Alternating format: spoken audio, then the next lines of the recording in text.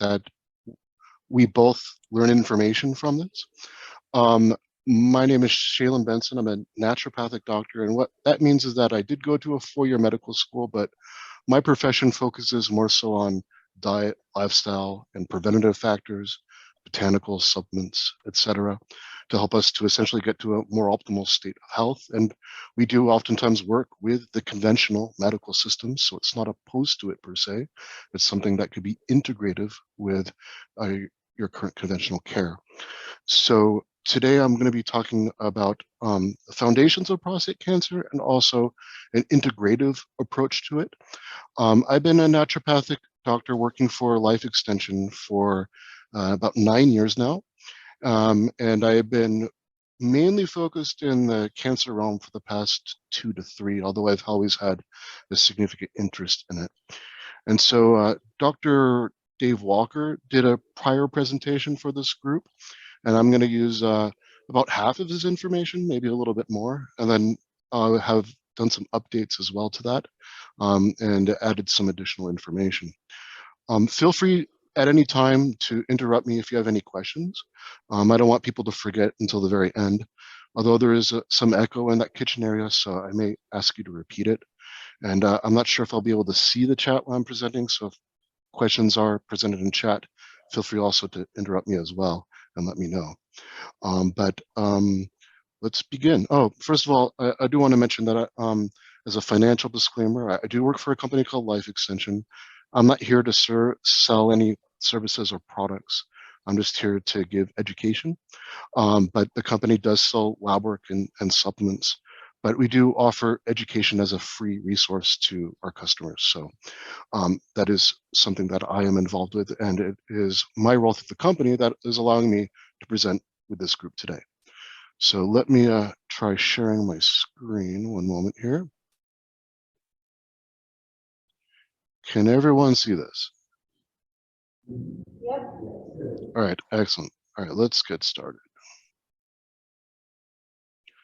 So I'm going to be talking about a lot of studies today, but we have to keep in mind that studies are not definitive. They're a piece of the puzzle that just gives us some information to progress towards having more knowledge about something.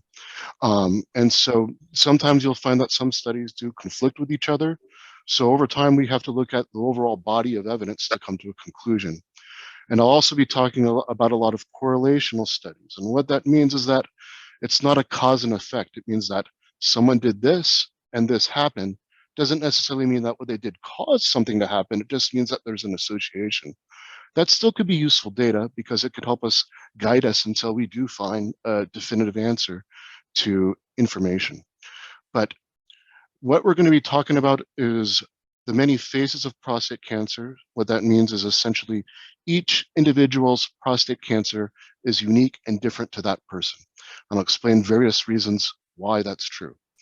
We will discuss the pathogenesis of prostate cancer, which is essentially its metabolic structure, how prostate cancer utilizes energy and how that allows cancer to happen in our bodies. We'll talk about how lifestyle can impact our risk of prostate cancer. There's various things we could do both before and after prostate cancer diagnosis that could assist us in our journey there. We'll talk about some advancements in diagnosis, monitoring, and treatment. This really isn't my focus. I'm not going to talk about conventional treatment much, but I'll talk about some newer kind of innovative options that are at least interesting and should be at least discussed. We'll talk about using supplements and nutrition to potentially slow down or stop prostate cancer development or manage its aggressiveness. And then we'll talk about using drugs that have been repurposed to target prostate cancer cells, meaning drugs that are not approved to treat prostate cancer, but have been found to be useful. So let's talk about some key findings in prostate cancer. So it's estimated that this year, 288,000 men will be diagnosed with prostate cancer. It's about 1 in 6 men within their lifetime. This year, it's estimated about 35,000 men will die of the disease. It's the second leading cause of prostate cancer death in American men. And in the future, it's plausible it may be the leading cause of cancer death in American men. And the reason why is because lung cancer is the number one cause, but those rates have been decreasing due to less smoking. So it's possible that this scenario may change in time. And about 1 in 36 individuals who have prostate cancer will die from it. And we could see that these incidents are increasing over time from, say, 2019 and 2020. Continuing on, there is some good news though. If you're diagnosed with local or regional stage prostate cancer, meaning prostate cancer that just remains in the prostate and has not spread outside of that capsule, there's a near 100% 5-year survival rate. And if we look at it from an even longer period of time, because prostate cancer is considered to be a 15-year disease, there's a 95% survival rate. And that's why I'm a big proponent of monitoring by doing things like testing PSA, which for a period of time, one of the main leading cancer organizations says, well, men shouldn't really be monitoring their PSA because it's resulting in overdiagnosis and overtreatment. So there was about a decade or so where they suggested to not test PSA. Well, until we found out that the rates of aggressive prostate cancer substantially increased, and then they changed the recommendations. Because if that prostate cancer is allowed to break through the prostate capsule and spread to the lymph nodes, the bones, the liver, the lungs, the brain, you could see the significant difference in survival rate. In other words, it's best to catch this early. It's best to catch it before it spreads, because we could have substantial survival. In a lot of situations, men are going to die of cardiovascular disease before prostate cancer if it's allowed to be treated in the regional local stage. So here are some symptoms of prostate cancer, but here's the problem with this. These symptoms typically don't start until late stage prostate cancer. Prostate cancer that's become aggressive, that's been there for a long period of time, that has begun to spread around. Because a lot of these symptoms are very similar to an enlarged prostate or prostatitis, inflammation of the prostate. For instance, bloody urine, that's more likely to be prostate cancer, but that could happen with urinary tract infection, for instance, and it could happen potentially with significantly enlarged prostate. But the number 2, 3, and 4, the inability to force out urine, urinary problems, unable to urinate, well, those are all symptoms of benign prostatic hyperplasia, or BPH, or an enlarged prostate. Those are not specific to prostate cancer. You could have pain and discomfort with urination. You could have a burning sensation, but again, those could be possible in prostatitis as well. Erectile dysfunction is a little bit more specific to prostate cancer. Frequent urination at night, that can involve prostatitis or urinary tract infections, or BPH as well, as that prostate, as it gets very enlarged, starts pressing into the bladder.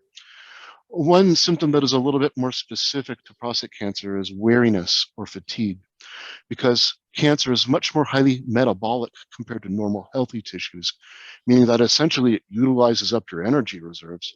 And so people often end up in a fatigue state. And then number 10 is a little bit more specific to prostate cancer, because once prostate cancer has spread to the bones and it has begun to necrotize or destroy that bone structure, you could start to get lower back pain. And that lower back pain could be quite significant. In fact, over-the-counter medications are oftentimes not sufficient to manage it. It typically requires some very strong pharmaceuticals such as morphine. So in the past, and it's still used today, but in the past they mostly used what's called a Gleason score.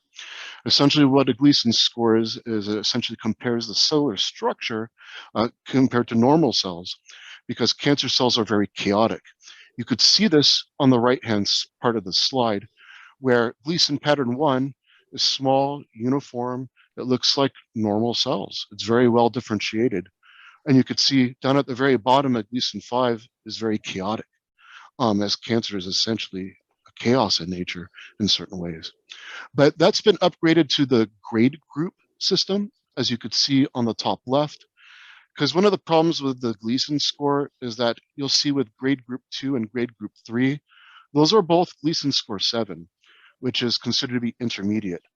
Well, the problem is that it has different presentations. A Gleason 7, 3, meaning that one of the patterns is a 3 and one of the patterns is a 4. is much different in risk compared to a Gleason 7 that's predominantly pattern 4, which again is much more chaotic. So they've separated that into the grade group system, which is from 1 to 5. Essentially, grade group 1 is low risk. Groups 2 and 3 are intermediate favorable or unfavorable risk.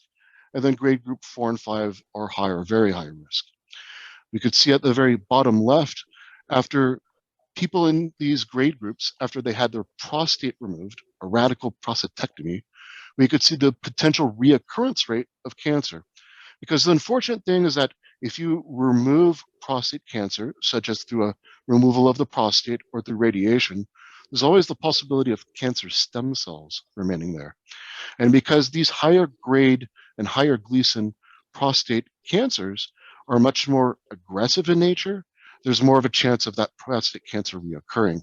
So we could say in the low risk group, after they've had their prostate removed, there's a 95% chance that they're not going to have a reoccurrence of the prostate cancer. Compared to grade group 5, very high risk, there's only a 12.4% chance that they're not going to have reoccurrence within that 5-year time frame.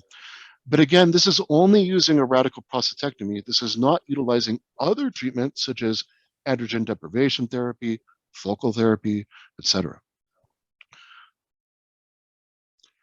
So another way that cancer is very individualized is not just based on the grade group or Gleason score of it, but actually there's a wide variety of different genomic or genetic profiles that could happen. And you could actually directly test for this. And these genetics of prostate cancer can actually change over time as cancer gets mutations, more mutations to it. So actually, if someone is diagnosed with prostate cancer and they test the genetics of the cancer to see if there's mutations or variants, it's advisable to continue to do that every year or so to see if that changes and allows potentially newer, more advanced, or more researched therapeutics to potentially assist.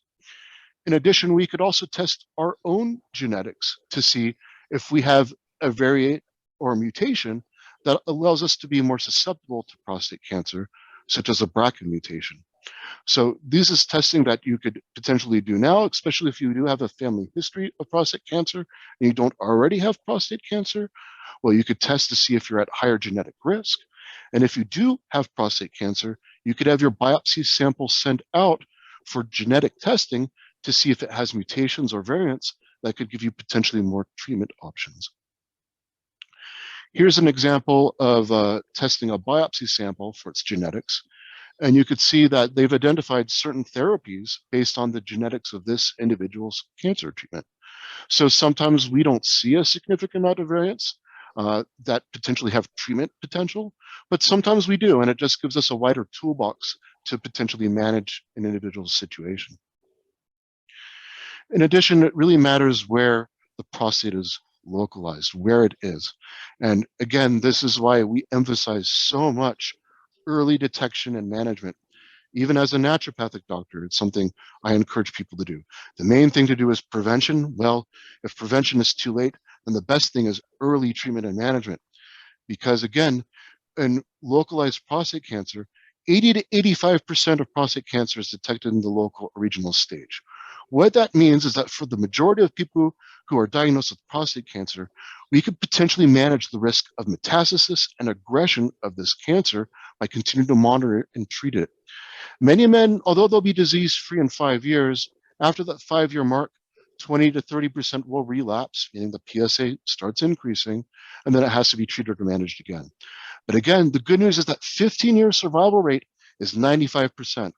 At that point, if you're diagnosed with prostate cancer when you're 70 years old, you're probably more likely to have your mortality affected by cardiovascular disease than you are prostate cancer. But if that prostate cancer is allowed to break through the prostate capsule and spread to other structures, you could see how vastly different the survival rate is.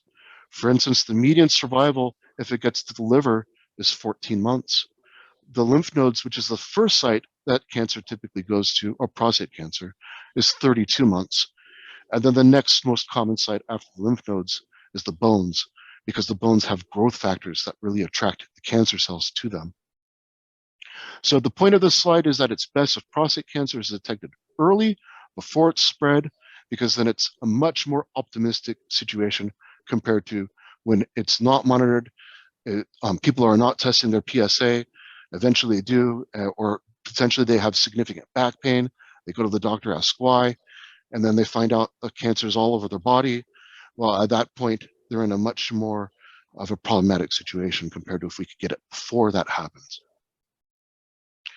So what is prostate cancer and how does it happen? And it seems like a simple question, but one day I had an individual ask me that. He said, what is prostate cancer?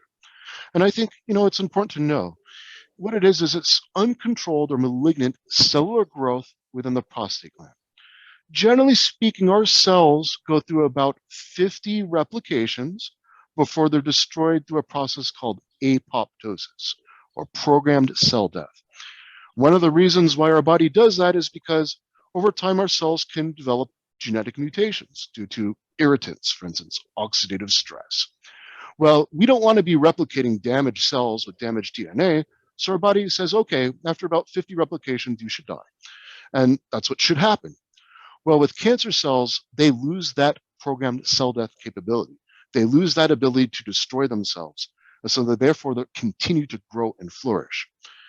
Generally speaking, about 99% of prostate cancers are what's called adenocarcinomas, which means that they develop from the glands in the prostate that make prostate fluid, which is then added to semen. And there's other types of prostate cancer, but the vast majority of are adenocarcinomas. And generally speaking, the hallmarks of cancer is that you have uncontrolled growth. Angiogenesis is new blood vessel development because they need to be able to feed themselves to continue to grow and thrive. And apoptosis evasion, meaning they lose that programmed cell death capability. So what are the risk factors for prostate cancer? Well, there's actually still a lot we don't know. Certainly age is a component. And one of the reasons why is because a concept called immune senescence. What that means is as we age, our immune system gets old and it becomes less functional. We could see direct evidence of that when how chickenpox returns as shingles in the elderly population, as that virus really never goes away. But when our immune system becomes old and less functional, it's allowed to escape out of the nervous system and express itself as shingles. Well, if our immune system is not working as well as it used to, well, there's a decreased ability then for our immune system to fight off cells that shouldn't be there, such as cancer cells. So that's how age is one factor. Race, the incidence is up to 70% higher in Black men for factors that we're not even completely aware about. In addition, in Black men, it's likely to be more aggressive as well. We know that urbanized environments is a risk factor. They found out this by taking rural places that have become urbanized, more city-like, and they notice that prostate cancer increases when that happens, likely because of a higher exposure to environmental pollutants, toxins, and chemicals. And family history and genetics is actually only about 5 to 15% of prostate cancer, meaning that the vast other risk factors of prostate cancer are not genes that you're born with. But that does increase if you have a significant family history. If you have 2 relatives or more with a history of prostate cancer, that risk goes up 4 times. So genetics does play a component of it, but overall genetics is a very low factor in overall cancer risk, and that's including prostate cancer. Another factor in risk is environmental toxins and other chemicals such as pollutants. Eating habits and weight, obesity is a significant risk factor for all cancers, including prostate cancer. Smoking is associated with more aggressive prostate cancer. And one thing that a lot of prostate cancer organizations don't really talk about much, but infections actually is a risk factor for prostate cancer, such as prostatitis and human papillomavirus, or HPV. So I got a question. When it comes to prostate cancer, we say if you go to a surgeon, the first thing he wants to do is cut. And if you go to a radiation oncologist, the first thing they want to do is zap the prostate. So if a prostate cancer comes to you, what is the first thing you suggest? Well, there's a lot of factors that depend. For instance, grade group 1 or Gleason 6 could oftentimes be managed through what's called active surveillance, meaning that you don't do anything. You don't do radiation, you don't cut out the prostate, you just continue to monitor the PSA, because a grade group 1 or Gleason 6, those prostate cancer cells look pretty much like normal cells. And the risk of it breaking out of the prostate capsule and spreading around the body is very negligible. We'll talk about that in a moment.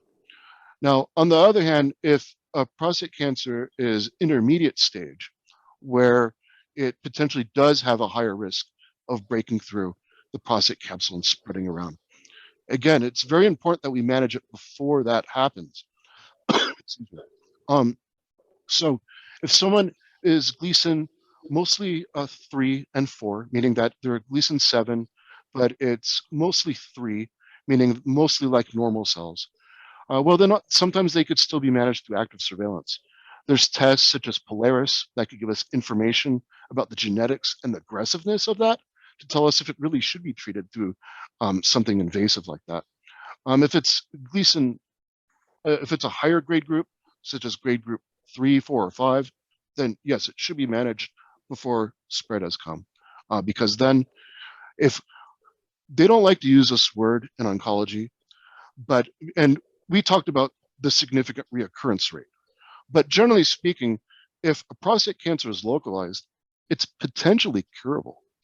If a prostate cancer has spread and metastasized, it's no longer curable, it's manageable, meaning that you could potentially slow it down. You could potentially even do that for a long period of time, but you can't cure it at that point. At least currently, there's some promising future applications. But if you get it at the local regional stage, yes, there's a possibility of reoccurrence. So they like to use in conventional medicine the word remission, but it's potentially curable.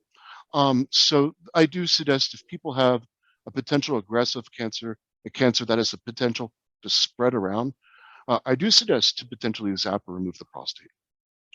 I'm not going to talk about that much though today because there's people who could give you much more detail and information that have experience with doing those things compared to myself. I don't really deal with a lot of radiation or prostatectomy, although I am informed about it.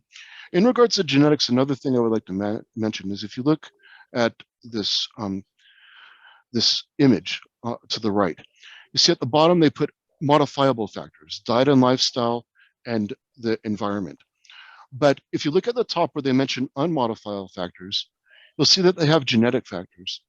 And that's actually not really true that that's unmodifiable. It is true that you can't remove the gene, at least currently, until CRISPR technology becomes prevalent.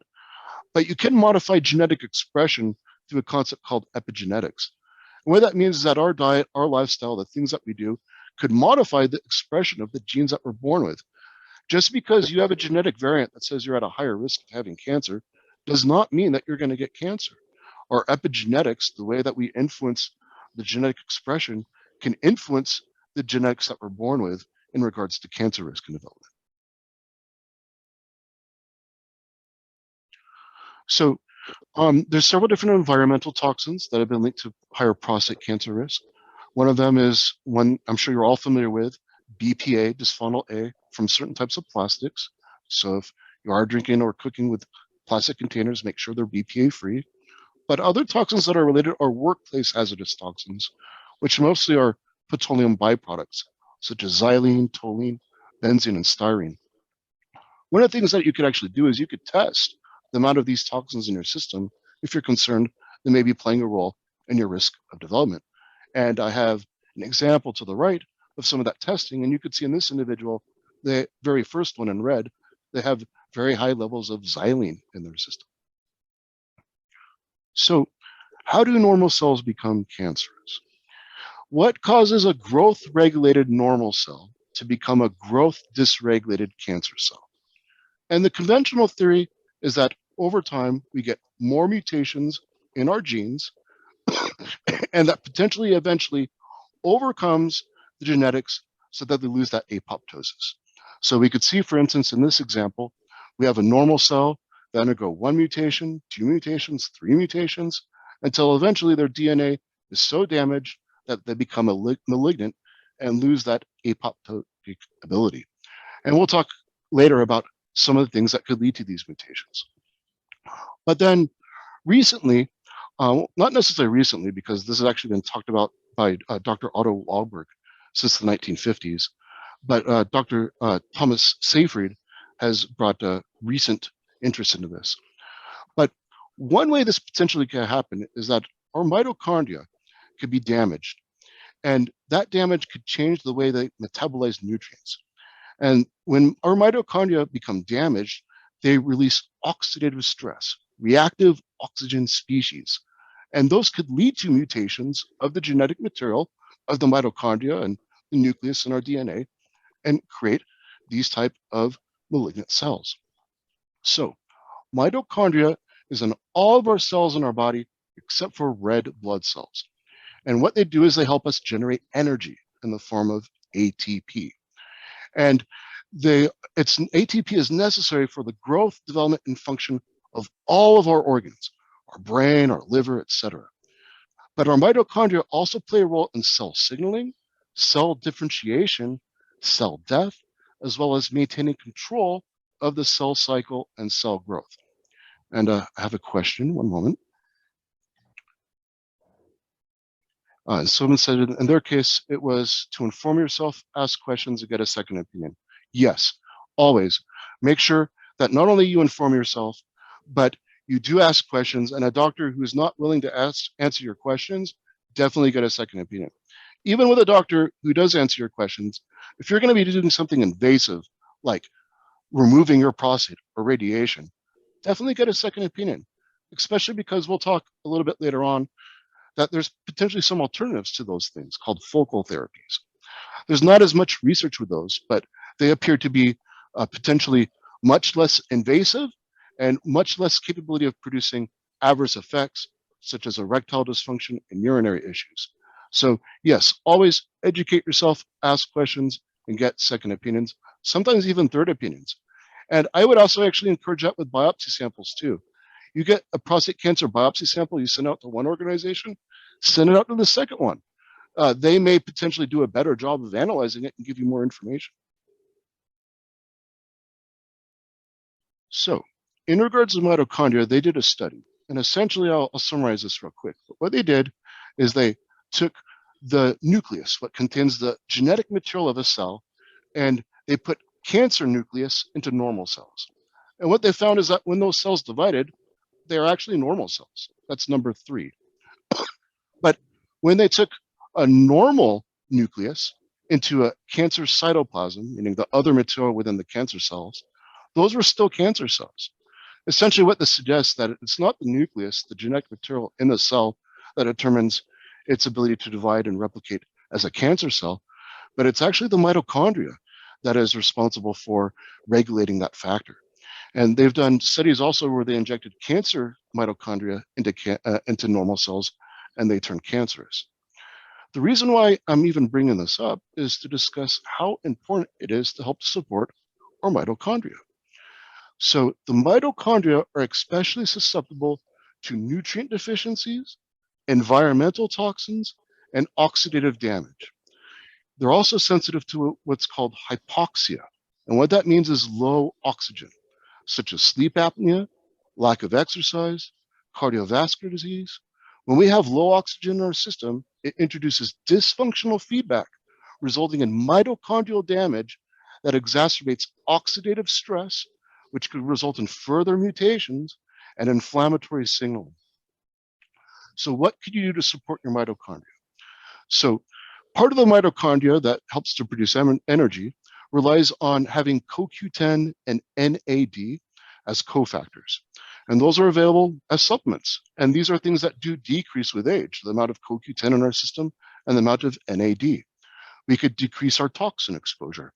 For instance, eating organic fruits and vegetables, testing to make sure that if we do have toxins, we have a way to potentially remove them, such as heavy metal chelation, or potentially even remove ourselves from a very urbanized toxic environment, if that's even possible. You could also utilize nutrients to help to protect the mitochondria from oxidative stress and advanced glycation end products, such as lipoic acid. And there's nutrients that can help to support with the mitochondria producing energy in the form of ATP, such as L-carnitine. And then you don't even necessarily need supplements to support mitochondrial function. You could do so through strength training and building muscle mass. Is one strategy you could do even if you don't have any money. So before we begin into the next section, does anyone have any questions for me? Okay. I'm sorry?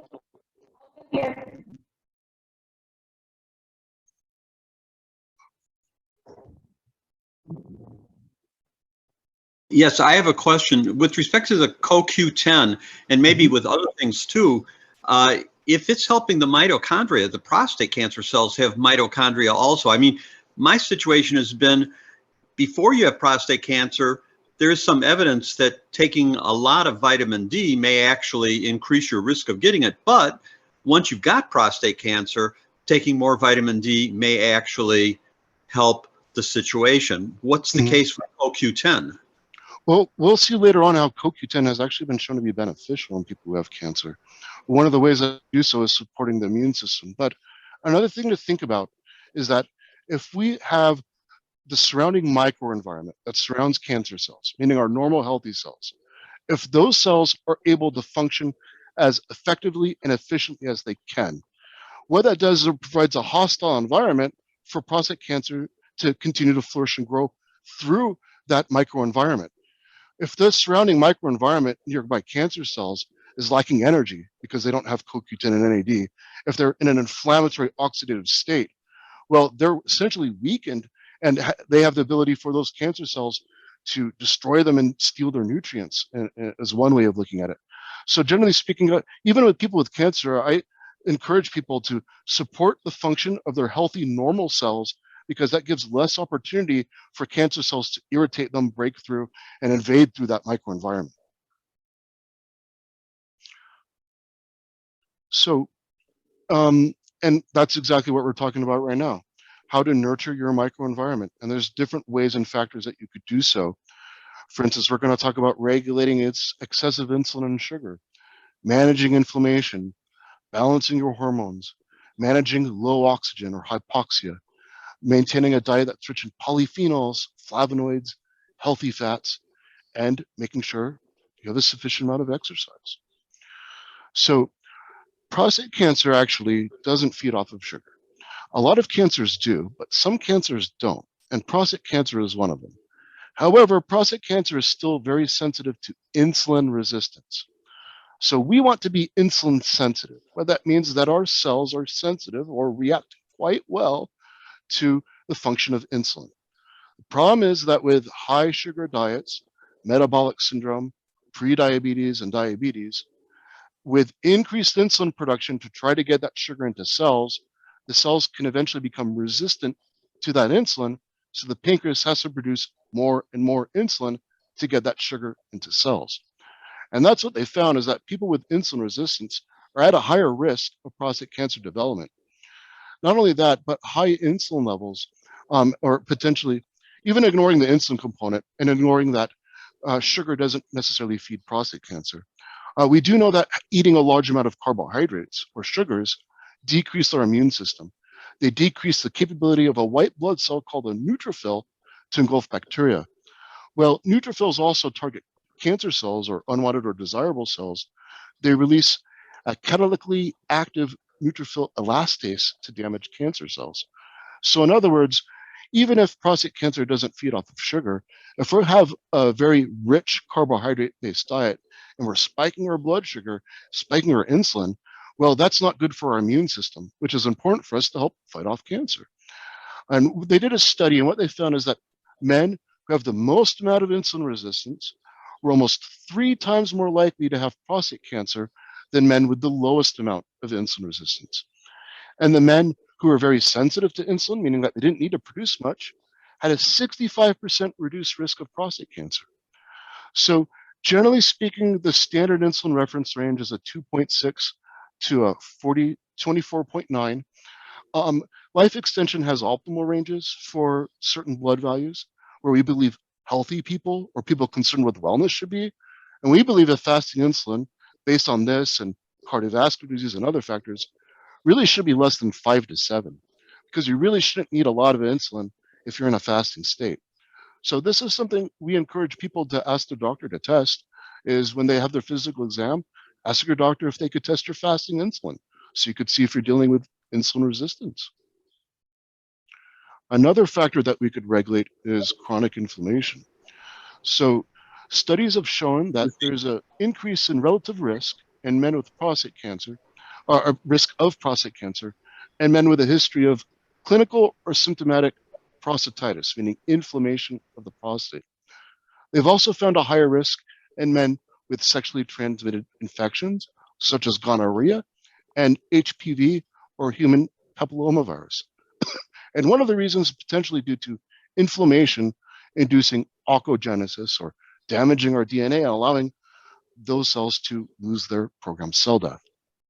And we see with inflammation that there's an upregulation of enzymes that create inflammatory protein byproducts, such as COX2 and 5-LOX.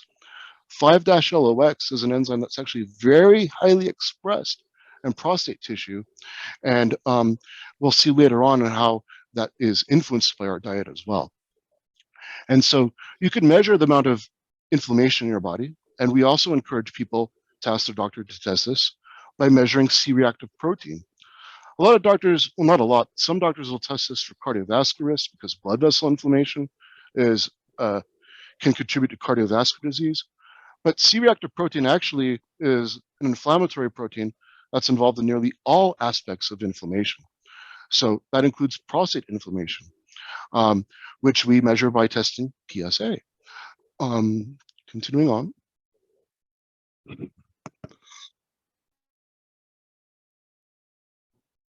They've actually found a link between cardiovascular disease and prostate cancer risk.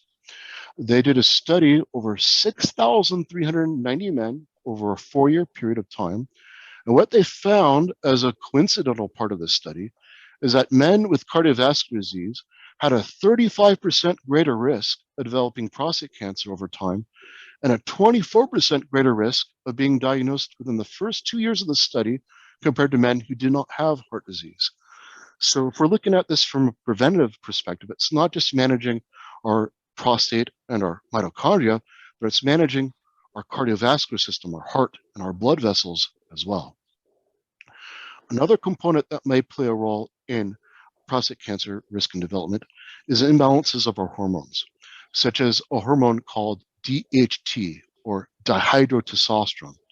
Our body converts testosterone into dihydrotestosterone through the 5-alpha reductase enzyme, and there's certain drugs that block that enzyme because high levels of dihydrotestosterone are associated with baldness and enlarged prostate. So some men who don't have prostate cancer will use these blockers to shrink the prostate to help them relieve their urinary problems. And what they did is initially there was some controversy because they found that in early studies, these DHT blockers, while they did lower the risk of prostate cancer by about 25%, they were linked to more aggressive prostate cancers. But what they did is in further evaluation of those studies, what they actually found was there was a biopsy sensitivity issue. And actually the men were on these drugs because it shrunk the prostate, the cancers were actually just easier to find through a biopsy. So what they did is after they removed the prostate of these men, they actually found that these DHT blockers had a 27% reduction in high-grade disease. So they found no, it didn't increase aggressive prostate cancer, reduced it by 27% after they were actually able to look at the prostate and the full tissue of it. So in one of the problems though with these DHT blockers is because cancer is very highly metabolic and it does like to feed itself. And if you try to starve it of something, it's going to switch its metabolism to use something else. And we do find that with the DHT blockers, that sometimes if you block dihydrotestosterone, the prostate cancers will adapt and they'll start utilizing estrogen. So what they found in research studies that men with the highest levels of estrone and estradiol, which are types of estrogen, had a 45% and 49% increased risk. And so if you are on a DHT blocker, you could actually evaluate this by testing your estradiol, which is one of the main forms of estrogen floating around our blood. And you could also evaluate it by testing total estrogens. I got a question, one moment. NAD is, so NAD actually comes from niacin. And it's used as a cofactor in the electron transport chain. And it stands for nicotinamide adenine dinucleotide. You could actually get, Chip, thank you. And you could actually get precursors to NAD available as supplementation, such as nicotinamide riboside is one example. Um, Continuing on though, one moment. So another factor is hypoxia, low oxygen. So in hypoxic or low oxygen conditions, because we use oxygen to help us create energy in the form of ATP, cells will adapt by turning cancerous and changing their metabolism. So rather than using oxygen, they switch to something called anaerobic glycolysis, and the mitochondria becomes dysfunctional. It starts losing its function. And instead of utilizing oxygen to create energy, they then prostate cancer cells switch to fatty acid beta oxidation. So this is why prostate cancer is a little bit different than cancers like leukemia that use sugar as their energy. Prostate cancer switched to using fatty acids from fats. And we'll talk about how important that is when we talk about diet later. And the problem is that rather than using oxygen to create energy, the oxygen is instead used to create reactive oxygen species or oxidative stress. And this is how, when we have low oxygen, it disturbs the microenvironment and contributes to further damage to genetic material and potentially the ability to lose that programmed cell death. In addition, when we have decreased mitochondrial function, it increases something called matrix metalloproteinases, or MMPs. And those play a role in tissue remodeling. So when we have an increased risk of tissue remodeling, we have a risk of potentially that overgrowth of malignancy. And we know this because in individuals with anemia, anemia is when we lose our red blood cells for various factors. And one of the components of red blood cells is a protein called hemoglobin. And what hemoglobin does is it transports oxygen. So if you have low red blood cells and low hemoglobin and low oxygen transport, well, in context of hypoxia, it does increase the risk of cancer by about 30 to 43%. So that's something where, if you are not getting your blood lab work evaluated through a doctor by doing a complete blood count and looking at your red blood cells, well, if you have anemia and if you're not managing that by addressing potentially either B vitamin deficiency, another reason why it's very important to get adequate levels of B vitamins, or if you're deficient in iron, and if you're not managing that and you're left in a low oxygen state, you're increasing your risk of cancer. So, one of the problems that I have is that some people are diagnosed with anemia. The doctor says, "Oh, you're anemic. You need to take iron." Some people that I've talked to, they'll take iron for a period of time. The doctor says, "Oh, okay, well, you're no longer anemic." And then people stop their iron, and then they never check their red blood cells ever again, or for many, many years. And then when I evaluate the lab work and I go, you're anemic. Have you ever been told you have B vitamin deficiency anemia or iron deficiency anemia? I've had some people said, yeah, I was told that, but I took iron and it went away. Well, taking the iron, well, yeah, maybe it addressed an iron deficiency, but perhaps it didn't address the underlying factor that allowed that anemia to present itself in the first place. So monitoring your lab work, if you have a history of anemia, is very important to make sure you take the steps necessary to get you out of that state if possible. Not all anemia is caused by nutrient deficiency, but the vast majority of it is. We also could understand hypoxia with sleep apnea, which is still often undiagnosed. Sleep apnea is when we have abnormal breathing at night, such as snoring. If your partner says that you snore horribly, you should get a sleep study to see if you have sleep apnea. Because if you're not breathing right at night, if you have obstruction of your respiration, and you're not getting oxygen, we see that it's associated with a 34% increased risk of prostate cancer. So managing that sleep apnea could be a very important strategy as well to make sure we're getting healthy amounts of oxygen to our mitochondria and to our cells.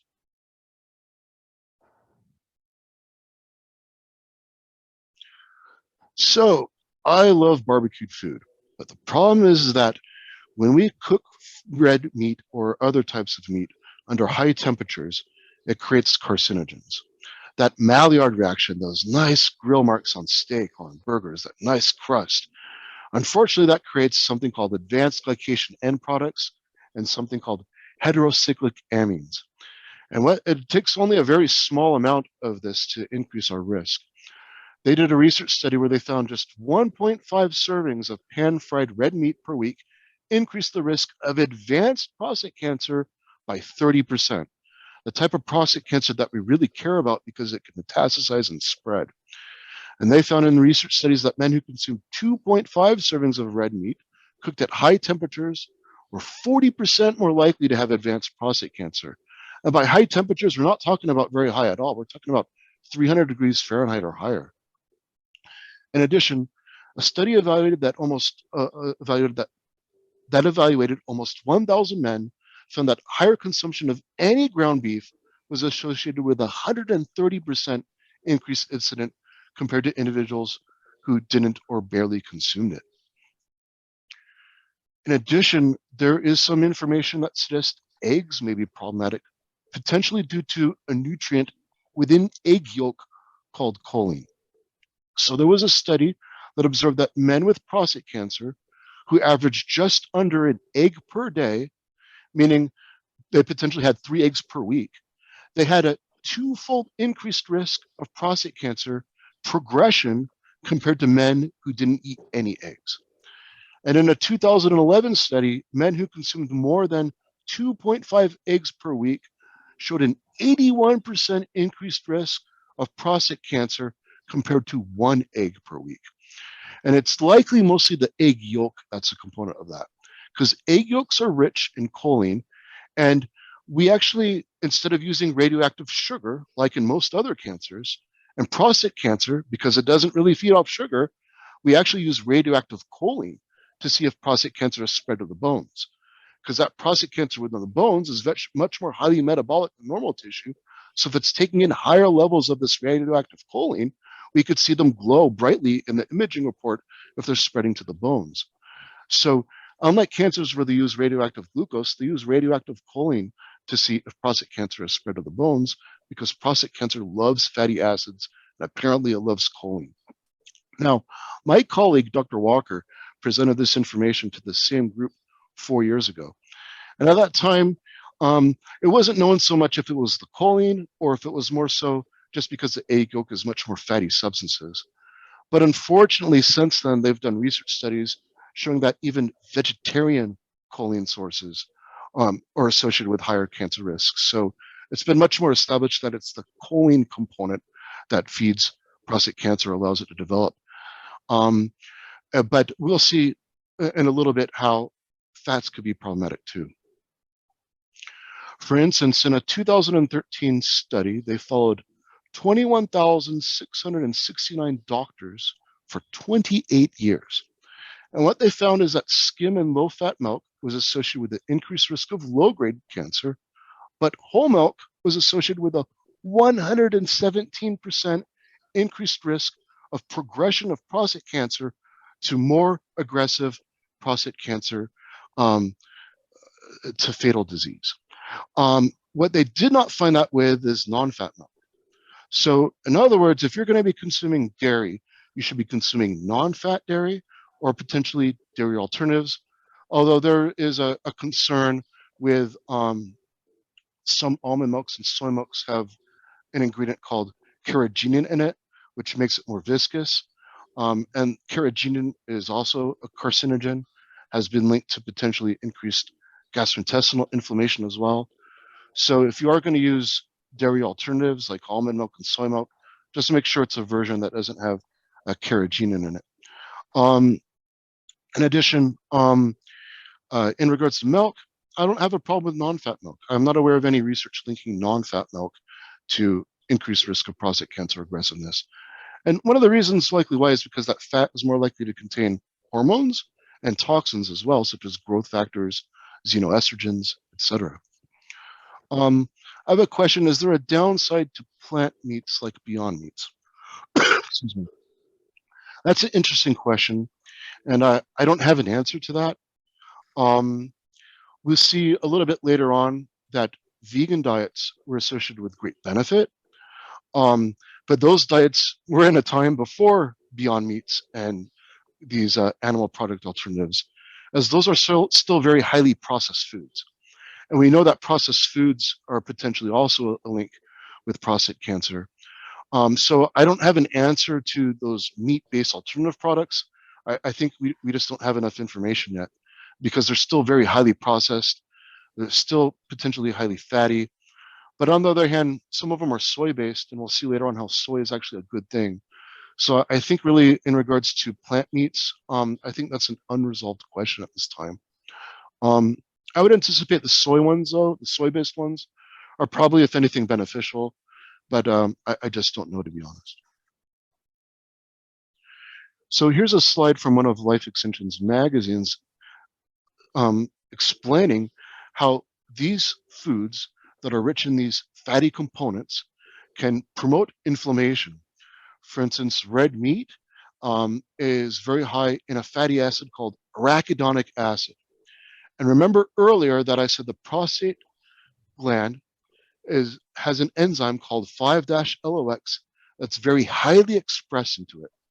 And what this enzyme does, this 5-LOX or 5-LOX oxygenase, is it converts arachidonic acid into pro-inflammatory compounds, such as, for instance, leukotriene B4. And these pro-inflammatory compounds potentially promote cancer, interfere with programmed cell death or apoptosis, and promote inflammation, such as prostate cell growth, for instance. So I have a question for the audience. Do you believe that diet can reverse prostate cancer progression or reduce risk? And if your answer is yes, then you are correct. We can make dietary changes that help us. And you know, it's easy for me to suggest people take some supplement. It's very difficult, though, for people to change their lifestyle and their diet. It's very difficult for people to be compliant with dietary and lifestyle factors, unfortunately. But regardless, we could see still how it could be important for us to consider doing so if we're not already. So there was an Ornish study, and the Ornish diet is essentially a vegan diet. They were allowed non-fat milk a couple times a week, but otherwise it was a vegan diet. This was before Beyond Meats and those plant-based products. So these were people on a healthy vegan diet. And what they did is they took 95 men with biopsy-proven prostate cancer. And these men had choose not to do anything about it. And so if we were to take these men and do a research study on them, in a lot of ways it would be unethical if we were forcing them to not do treatment. But these are men who already decided they're not going to do any treatment. So they took these men and they randomly assigned them to an experimental group and a control group. What they found is that after 1 year, the people on this diet, their PSA levels decreased, and the men who made comprehensive lifestyle changes, but the PSA levels increased in the comparison. Need a 1 minute break to drink some water.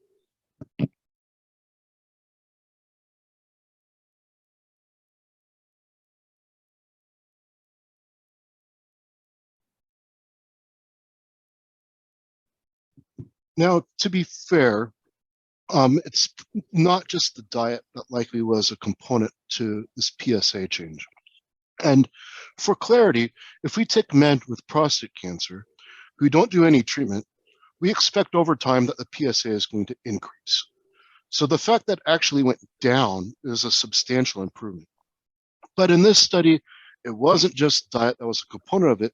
These people were actually going to weekly support group meetings too. So was it the diet that helped the PSA, the support group meetings that helped the PSA, or both? I don't have an answer to that.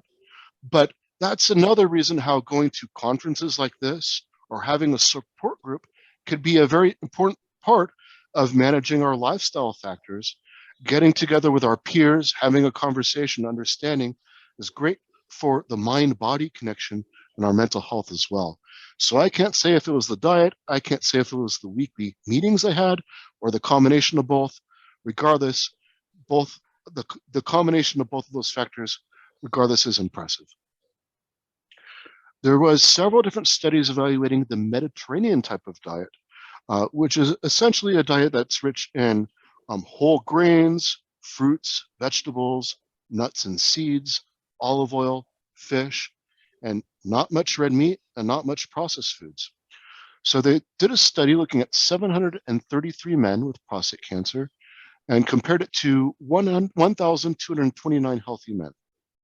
Average age was 66 years old, and the study lasted 5 years. And they collected a range of data, such as their medical backgrounds, et cetera, and they controlled for that. And they put the participants into 3 groups: a Western diet, a prudent diet, and a Mediterranean diet. The Western diet included a typical American diet, a very convenient diet, high in fast food, processed foods, etc., a diet that most Americans are on. The prudent diet had low-fat dairy, fruits, vegetables, whole grains, chicken, and juices. And then the Mediterranean diet had a high intake of fish, fruits, vegetables, boiled potatoes, legumes, and olive oil with low levels of juice intake. In other words, this diet is less likely to have the development of insulin resistance. Juice loses the fiber component of fruits that blunts the increase in the glycemic or blood sugar response. And then they evaluated each diet with adherence, how well the people were doing that diet, very minimal, or if they were very highly strict in their diet. What they found is that only the diet that people were very strict in doing the Mediterranean dietary pattern, only that one was associated with a reduced risk of having prostate cancer, including aggressive and extensive tumors. No such link was found with the other dietary patterns with either aggressive or less aggressive cancers. In addition, in a different study of approximately 50,000 men that they followed for 24 years, they found that adherence to the Mediterranean diet was associated with a 22% lower risk of overall mortality or death from any cause. So a very healthy diet. And essentially what we're getting from this information, that switching from a diet that's very high in red meat, that's very high in fatty, fried, high temperature, barbecued foods, to either a vegan diet or Mediterranean type of diet is healthy for our prostate, healthy for our well-being, healthy for our cellular metabolism and our mitochondria. In addition, there was a recent study done in 2023 that examined 2,038 men, and they looked at them over 31.5 months after they were diagnosed with prostate cancer, over a 7.4-year period. And what they found is that the group that ate the most plants, the group with the highest plant-based dietary index, they had a 52% lower risk of progression of their prostate cancer and a 53% lower risk of reoccurrence compared to the group that ate the lowest amount of plants. And the interesting thing about this diet is that the amount of meat intake between the high plant group and the low plant group was basically the same. In other words, this wasn't a group that was reducing their meat intake. This was just a group that was just eating higher amounts of fruits and vegetables. What this study tells us is that even if you're not going to remove fats, even if you're not going to remove the barbecued meats, even if you're going to still consume red meat on a frequent, regular basis, you could improve your outcome of prostate cellular health just by increasing the amount of fruits and vegetables you're consuming. In addition, they found that in this group that consumed the highest amount of fruits and vegetables, they have even better outcomes if they incorporate it with exercise, such as brisk or fast walking more than 3 hours a week.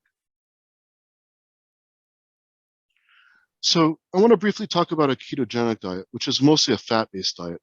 Essentially, the body uses ketones as a fuel instead of sugar. When you limit carbohydrates or sugar so much, our body essentially switches the way it metabolizes energy. And there's a lot of interest in the ketogenic diet because when I mentioned Dr. Thomas Seyfried earlier, he's the one that brought a lot of attention to the metabolism of cancers in regards to the mitochondria information. And so he, as a proponent, suggests a ketogenic diet for a lot of cancers to control and regulate their growth. However, there's been no randomized controlled trials on ketogenic diet in prostate cancer, although there currently is a trial being done on those with active surveillance to see if it's helpful or not. The problem that I see with a ketogenic diet is that we know with research studies that prostate cancer is different than most cancers. It actually, instead of sugar, mostly uses fatty acid oxidation as a dominant energetic pathway. So if we have a diet that's mostly fat, the question is, well, is that going to be good or bad? Well, the ketogenic diet with the active surveillance group, that may give us more additional information, especially because that's not the whole picture, because there is some research showing that ketone bodies may be helpful in controlling cell differentiation and promoting programmed cell death. So maybe a ketogenic diet may be beneficial. We just don't know yet. So it's not a diet I suggest or promote in regards to prostate cancer prevention or treatment or management. Exercise is something that's very important. There was a study done on 52 men with prostate cancer under active surveillance, meaning that they had no treatment. They were just monitoring the PSA over time. And what they looked at is they did 12 weeks of 3 times a week supervised aerobic sessions, meaning running, jumping jacks, etc., something that uses oxygen. So they were on a treadmill and they went up to a very high level of peak oxygen consumption, meaning that it wasn't just some mild treadmill running. They were going pretty hard. The average age was 63.4 years. And what they found in this group that it not only improved their ability to use oxygen, it decreased their PSA. It also decreased their PSA velocity, meaning the amount of time it takes for the PSA to increase, compared to individuals who did not incorporate this exercise regimen. And what they found is that actually doing cell culture studies, it actually inhibited the growth of prostate cancer cells, looking at them in a test tube. So any questions before we move on to the next section?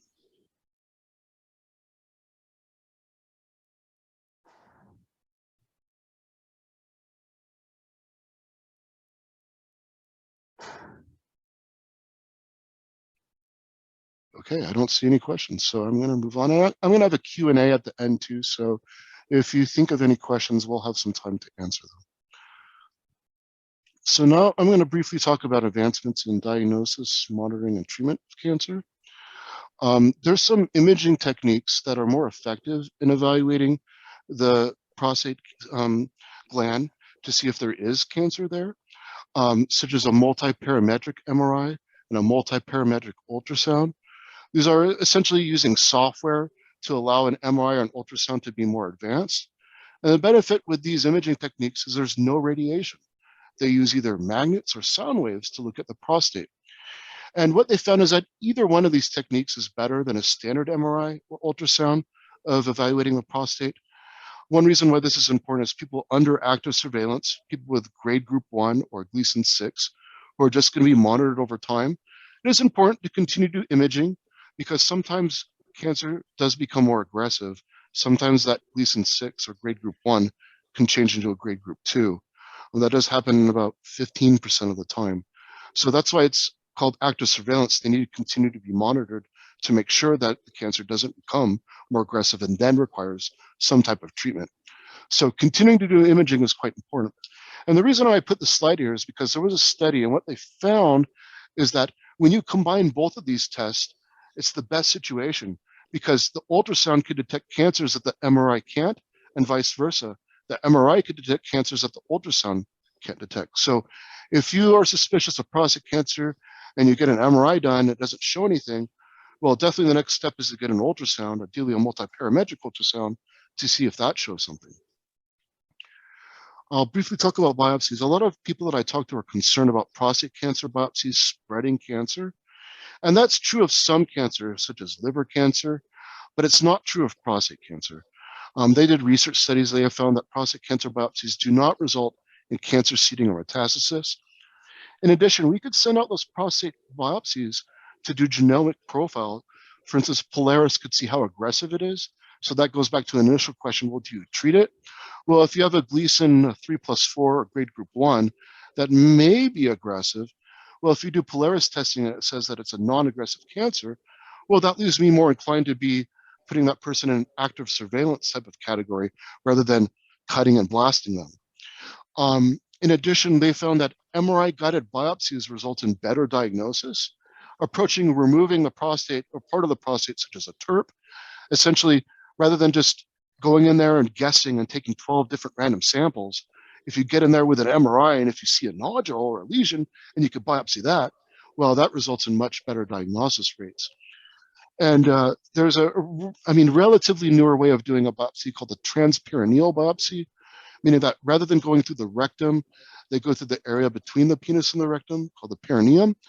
And it has the same capability of detecting cancer compared to a transrectal biopsy, but with much less risk of infection. Because if you're going through the rectum, you have the risk of that fecal bacteria penetrating through into the prostate and creating an infection there. Well, you substantially can reduce that risk by asking for a transperineal biopsy. So I'll talk about active surveillance because until about 10 years ago, most men with low-risk cancer had treatment. They had surgery or radiation. But Now, with a recent study, we found that around 60% of low-risk men are now under active surveillance. And the amount of those men that are under active surveillance has significantly increased in this period of time. And so one reason why people in grade group 1 or Gleason 6 can undergo active surveillance is because those type of prostate cancer cells resemble normal cells in most cases. And so what they found is they did a study of 18,000 people with grade group 1 under active surveillance. And what they found is a 0.1% mortality at 10 years and 15 years. But they did find that there was grade reclassification around at the 5-year mark of around 21%, meaning that that grade group 1 increased to a grade group 2 and then potentially then need to be treated. So that's why it's active surveillance, not cure. We're still monitoring these people. But they did a study of 2,900 people, of which most, but not all, were grade group 1, meaning that some are grade group 2, some are grade group 3. And what it showed is that only about 1.5% of them had a metastasis after 15 years. So that's one reason with these low-risk groups that we could just monitor them over time, continue to do biopsies, continue to do imaging to make sure they stay in a low-grade group. In addition, there's now some focal therapies. So rather than doing a radical prostatectomy, rather than doing a substantial amount of radiation, there's nowadays some alternatives, such as cryotherapy, where they could freeze the prostate cancer, or high-intensity focused ultrasound to use sound waves to destroy cancer. And they have pretty good results.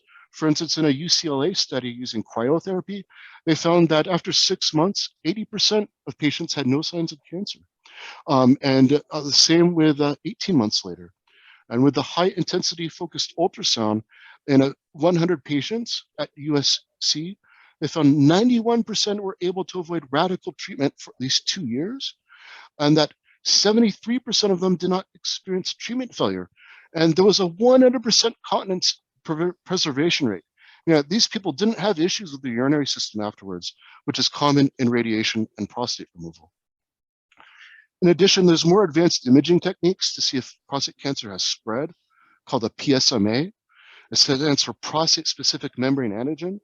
They inject you with a radioactive molecule that attaches to prostate cancer cells, because prostate cancer that has spread to the bones, for instance, is still prostate cancer.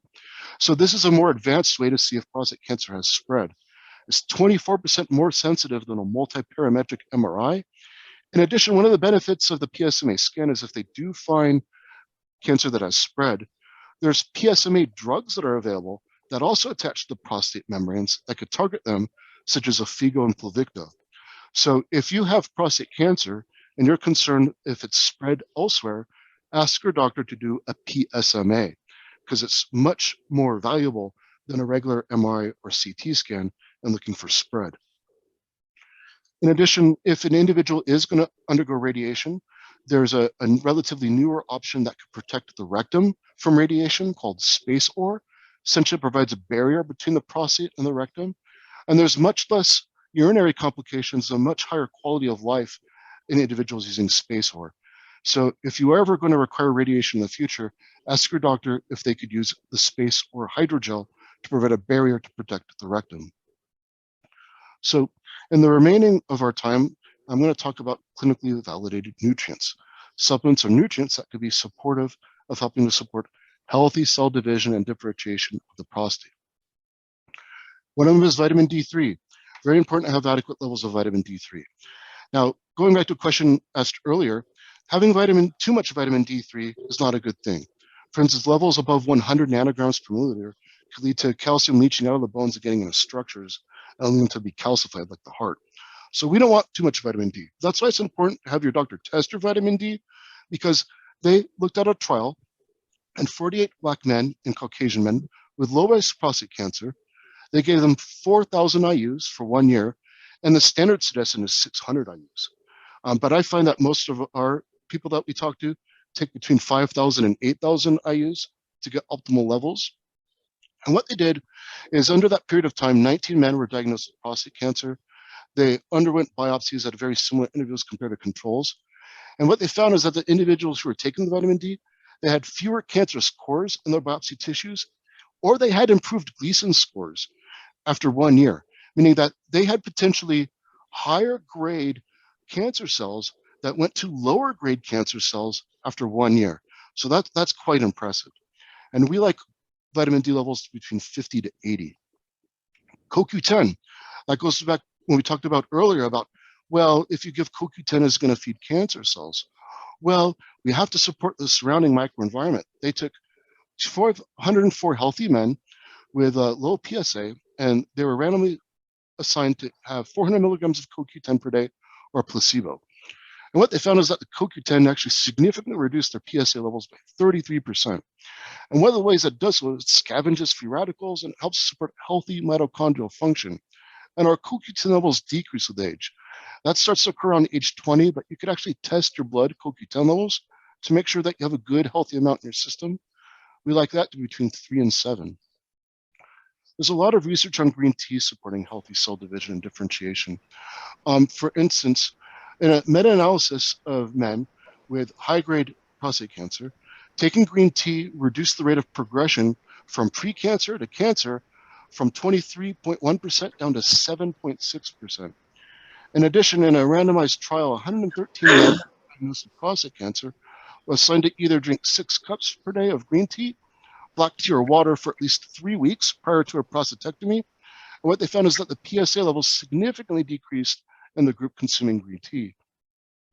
And another study, individuals taking 800 milligrams of EGCG, a polyphenol from green tea, they had decreased levels of PSA and other cancer markers in the blood, and their biopsy confirmed prostate cancer before they got a prostatectomy. Excuse me. Lycopene comes from cooked tomatoes, and it has both heart and prostate benefits. It's a fat-soluble component, so that's why it's mostly released in cooked tomatoes, for instance, pizza, spaghetti, etc. And what they found is that increased dietary intake of lycopene was associated with a decreased risk of prostate cancer, especially lethal prostate cancer. They found that a high intake of tomato-based products was associated with a 10 to 20% decrease in prostate cancer risk. One of the ways that it could help so is to manage angiogenesis, the formation of those new blood vessels. Curcumin. Actually, there's not a lot of studies in curcumin in prostate cancer, which is disappointing because there's a lot of studies in other forms of cancer. It controls inflammation, it controls apoptosis, but really there's no good studies in curcumin in prostate cancer. There was one where it showed that it slowed PSA velocity, but it didn't have an effect on the overall PSA levels. But I would argue that was likely because the study was way too short of a duration. So this is information we're still waiting on, is good, high quality curcumin studies. But the reason I put the slide in here is because there's a lot of studies in other forms of cancer showing benefit. In addition, it makes sense from a theoretical perspective as it does help to inhibit inflammation. Pomegranate. So they evaluated 92 men with low-grade prostate cancer, and they were taking 1 gram of pomegranate extract per day. And for these men, their average PSA doubling time was 12 months. And after 6 months of taking the pomegranate, that increased to 19 months, meaning it took 19 months for the PSA to double rather than 12 months. In addition, there was one trial where the average doubling time increased from 15 months to 54 months in men with rising PSA levels after surgery or radiation therapy, meaning biochemical recurrence, meaning the prostate cancer return, because the PSA levels after surgery or radiation should essentially be 0 afterwards. And then in a randomized trial in a similar patient population, they found that doses between 1 and 3 grams of pomegranate extended PSA doubling time by 58% and 43% respectively. And that was statistically significant. This is a nutrient where perhaps there's the most amount of research studies. Over 80 published clinical studies, modified citrus pectin. This has 2 main benefits. It helps to promote programmed cell death or apoptosis, but it also regulates the spread of cancer by binding to galactans, a protein that cancer cells can attach to, and this protein our body naturally produces. But modified citrus pectin could also bind to galactans, and if they bind to galactans, there's less of this protein available for prostate cancer to attach to and be spread around. So there's a lot of studies on modified citrus pectin, definitely one of my favorite nutrients for people who have prostate issues, especially concerned with the potential for prostate metastasis or individuals who have metastasis. So There's a lot of studies. I'm not going to go over the studies, but this is something where definitely, if someone has a concern, it's definitely a top suggestion I would have. And this is a slide just showing how it works. Essentially, the modified citrus pectin binds up to that galactin-3 protein so that it's not available for cancer cells to attach to and be spread around. There was a study that was published in the American Society Center of Oncology where they evaluated 199 men with prostate cancer. The average age was 74, and they were randomized to either get a capsule that had pomegranate, green tea, curcumin, or turmeric, and broccoli, compared to a placebo or a sugar pill. They took it twice a day. What they found in the placebo group, the PSA levels rose by 78.5% over the 6-month period, but in the supplemental group, the PSA rose by only 14%. So it significantly slowed down the PSA velocity. I apologize, the ASCO stands for the American Society of Clinical Oncology. Soy. So this goes back to the question someone asked, well, are soy-based processed products like those meat alternatives beneficial or not? Well, although I don't know, it's theoretical they could be, because in research studies using soy isoflavones, they found it to be helpful. Because even though it's a phytoestrogen, what it means is it actually blocks potent estrogens from binding to estrogen receptors. And what they found in individuals who were using soy-enriched bread or soy-based products is they found reduced markers of inflammation, reduced markers of cancer-promoting immune activity. And in one trial that had 54 patients scheduled for a prostatectomy, the individual receiving 30 milligrams of a soy isoflavone called genistein had a 7.8% drop in PSA levels compared to a 4.4% increase in the placebo group. Cruciferous vegetables such as broccoli are so helpful for regulating healthy cell division because one of the things they do is not only help to promote environmental detoxification, but also hormonal detoxification as well, such as potent estrogens. And so in one small clinical trial, 20 men with prostate cancer took a cruciferous vegetable-rich broccoli extract for 20 weeks, and they showed that the PSA doubling time increased during that treatment, meaning the time that it took for the PSA to double. So in other words, they had a reduction in the increase in their PSA in that velocity period. And in a meta-analysis, what they found is that individuals who consumed more cruciferous vegetables were associated with a 20% reduced risk of prostate cancer compared to those who ate the least amount of cruciferous vegetables. We're waiting on 4 clinical trials that are examining cruciferous vegetables in prostate cancer. So that information should be promising and coming out hopefully in the next couple of years. In one study, men who are at risk of developing prostate cancer ate either 400 grams, which is about 2 cups of broccoli, or 400 grams of peas per week, in addition to their normal diet. The study was done over 12 months. And samples were taken from the prostate gland before the start of the trial and after 6 and after 12 months. And what they found is that there were significant changes in the gene expression in the broccoli-rich diet compared to the pea diet. And this goes back when I talked about the influence of epigenetics on our genetic risk factors, and that we could take steps with our diet and our lifestyle to influence the way that our genes are expressed and change that genetic expression. Cranberries have been shown to be helpful, perhaps by regulating the microbial environment, but also likely to do the role in potentially managing inflammation. In one trial, they had 64 individuals scheduled for a radical prostatectomy, and they took either 1,500 milligrams of cranberry fruit or a placebo for at least 21 days prior to surgery. And they found that the PSA levels decreased by 22.5% in the group taking the cranberry compared to increase in the placebo group. In addition, in a randomized controlled trial in 370 men who went radiation therapy, those receiving 200 milligrams of cranberry had a lower rate of urinary tract infections compared to placebo. Because one of the problems with cranberry, with radiation, is it promotes inflammation of the bladder and the rectum. And inflammation promotes an environment that is favorable for undesirable bacteria to flourish. Fish oil. We found that men consuming the highest amount of fish compared to a traditional Western diet, that when they evaluated the prostate cancer cells and they exposed those to the blood taken from the men eating the fish, they found significantly decreased growth of those prostate cancer cells in the cell culture studies. In addition, the second analysis of that study found that the pro-inflammatory markers were decreased and scores on their prognostic testing were more favorable in the men eating the low-fat plus fish diet compared to the standard Western diet. In addition, in a study in men with low-risk prostate cancer undergoing active surveillance that were that had higher levels of omega-3 fatty acids, they were associated with a reduced risk of prostate cancer progression. So now and last, I'm going to talk about using drugs, conventional pharmaceuticals, to target prostate cancer cells.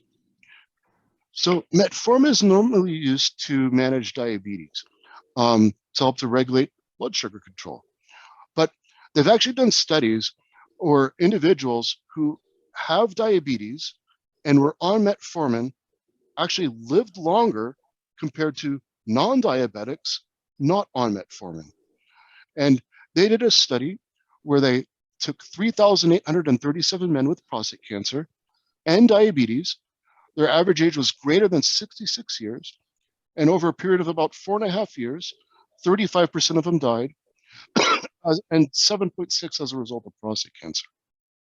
What they found is that every additional 6-month interval of metformin use was linked to a 24% decrease in prostate cancer-specific mortality, and a significant decrease in all-cause mortality. And essentially, the longer they were on the drug, the better they did. So if you are at risk of prostate cancer or you have prostate cancer, it's worth asking your doctor for a prescription for metformin. Generally low adverse effects, gastrointestinal side effects can last about a month. They typically go away, and it can deplete your B12, so make sure you're taking B12 if you're on metformin. Could I ask a question? Sure. About metformin? Could you go back one slide? Sure. It said there that the patients or the cohort group had prostate cancer and diabetes. Yes, and correct.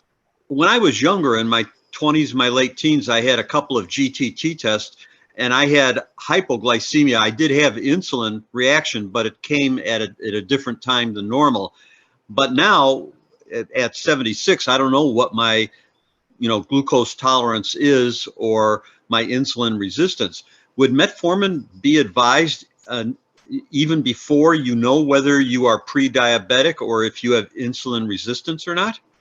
Yes, in fact, in our conversation with people at Life Extension, we encourage healthy people who don't have blood sugar issues, who are concerned with their longevity, to ask their doctor about metformin, even if they don't have cancer, due to its potentially to overall extend lifespan. Well, then I have one other question. My urologist oncologist does not want to prescribe metformin for me. He says you're not diabetic and it may not make any difference. Although my general practitioner, if I had evidence of being pre-diabetic or some insulin anomaly, might authorize the metformin. But am I in an ethical quandary there because I've got one doctor giving me metformin and another one doesn't want to give it to me? Well, it is a sort of an ethical quandary because here's the problem. In standard conventional medical care, oftentimes if you go against the doctor's advice or do something different than what they're suggesting, they typically will remove you from their care. So that is something we have to be cognizant of. There are organizations that will allow you to get access to metformin if you have a concern with cancer. But generally speaking, if you tell your doctor who doesn't want you to be on it that you're on it, you do have a significant risk of being kicked off their care and having to find a new doctor. Life goes on. Life goes on. So in essence, some people therefore try to find more of a functional or integrative oncologist. However, those tend to be much rarer than standard oncologists. Definitely a type of privileged thing to be able to have access to. But essentially, we also have a research study on non-diabetics who used metformin. There's a study of 87,344 US veterans who were using androgen deprivation therapy for advanced prostate cancer. And they found that the men who had diabetes had an 80% decreased risk of death compared to men who did not have diabetes and were not on metformin. But even in the men who did not have diabetes, the metformin also had a decreased risk of death. They also found an 18% decreased risk of skeletal-related events and a 30% decrease of cancer-related death in that period of time. Aspirin is another medication that could be supportive. There was a study of 22,000 men from 1982, and those with prostate cancer took more than 381 milligrams or baby aspirin per week, and they found that those men had a 24% lower risk of getting a lethal prostate cancer, which, if you realize that aspirin reduces inflammation, and inflammation is a root factor in all chronic degenerative conditions, well, that just makes sense.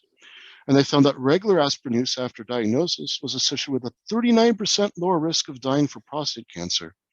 But what they found is that the use of aspirin before diagnosis didn't have any measurable further benefit. In other words, once the cancer has occurred, then adding in the aspirin to manage inflammation essentially slowed or lowered the progression into a lethal prostate cancer.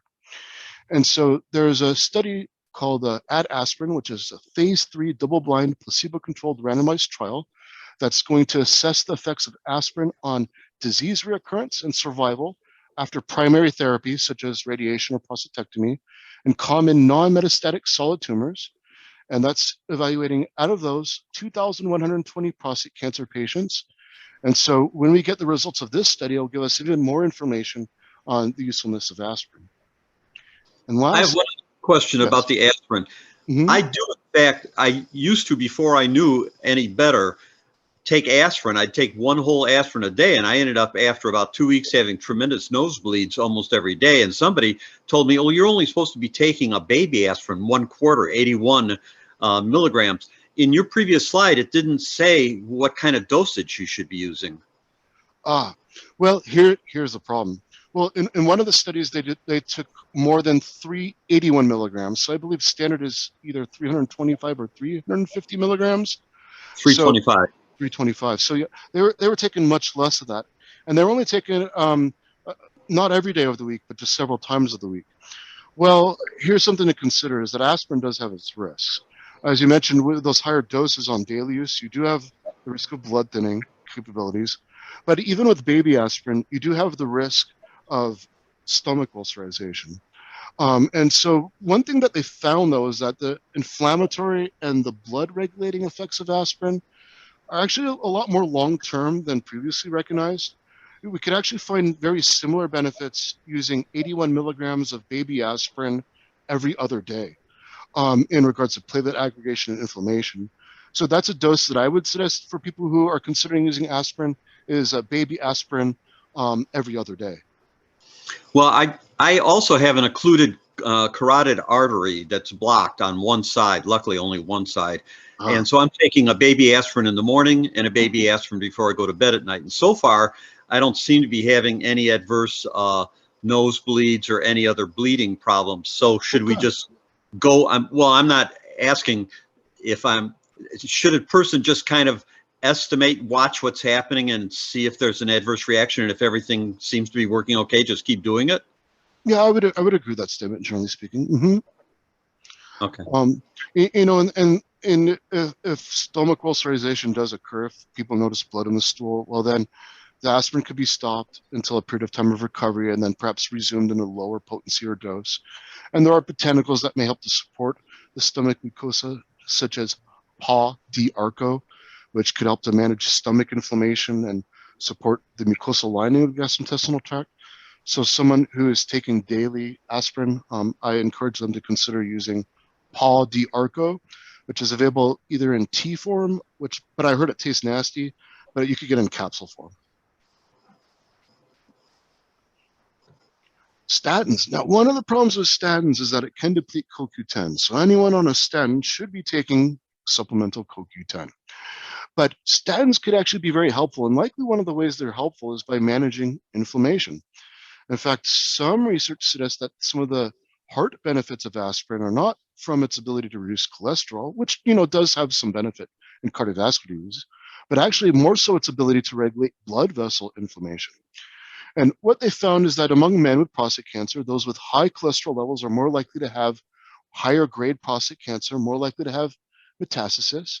And they found that men using statins to manage their cholesterol had a lower risk of advanced prostate cancer and a higher rate of prostate cancer survival. And it may work via modulation of cholesterol signaling pathways, and it may work by modulating inflammation as well. And it may also influence enzymes that participate in cell migration and tumor progression. So an individual who has a risk of cardiovascular disease and also has prostate cancer, statin is something that even as a naturopathic doctor, I encourage people to consider. And so that's the end of my presentation, and I'm open to any questions that anybody may have.